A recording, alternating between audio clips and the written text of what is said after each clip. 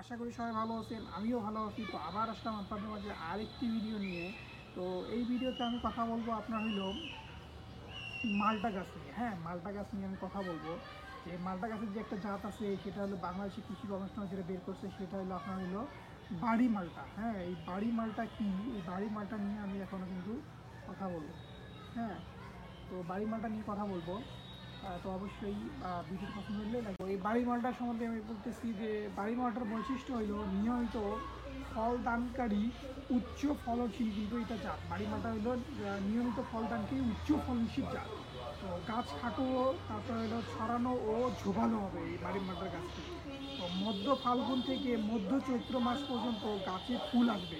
হ্যাঁ, এবং কার্তিক মাসে ফল আহরণের উপযোগী কিন্তু এটা তখন হয়ে উঠবে। কোন মাস? কার্তিকে। জি। হ্যাঁ, তো এই ফলটা হবে গোলাকার ও মাঝারি, যেটা মনে হয় 150 গ্রাম একটা ফল, মনে হবে সর্বোচ্চ 150 গ্রামের মতো। তো পাকা ফলের রং হবে সবুজ। তো ফলের পুষ্প প্রান্তে পয়সা সমৃদ্ধ সামান্য নিচু বৃত্ত কিন্তু বিদ্যমান থাকবে। তো ফলের খোসা মধ্যম পুরু ও শ্বাসের সাথে সংযুক্ত। তো শ্বাস হলুদ ভাব, তারপরে রসালো, খেতে মিষ্টি ও সুস্বাদু। তো গাছ প্রতি 300 থেকে কিন্তু 400 ফল হবে, মানে একটা গাছে আপনার ধরতে গেলে 300 থেকে 400 ফল। তো হেক্টর প্রতি ফলন দেবে আপনার হলে তখন 20 টন। হেক্টর ফলন দেবে হলে 20 টন। তো দেশের সব অঞ্চলে এটা কিন্তু চাষের উপযোগী এই বাড়ি মালটা। তো এটা চেনার উপায় কী?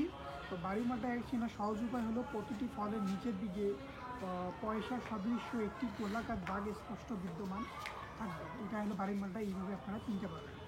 তো মালটার বংশবিস্তার কীভাবে হয় এটা সেটাই বলবো এখন। মালটার বংশবিস্তার, তো বীজ ও কলমের মাধ্যমে মালটার বংশবিস্তার করা যায়।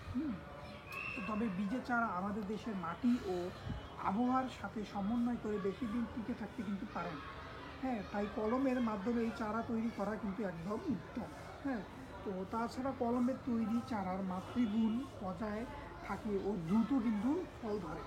তো এছাড়া রোগ প্রতিরোধ ও বলিষ্ঠ শিকড় সমৃদ্ধ আদি জোড়ার মাধ্যমে কলম করলে গাছের জীবনকাল ও ফলন ক্ষমতা কিন্তু বৃদ্ধি পায়।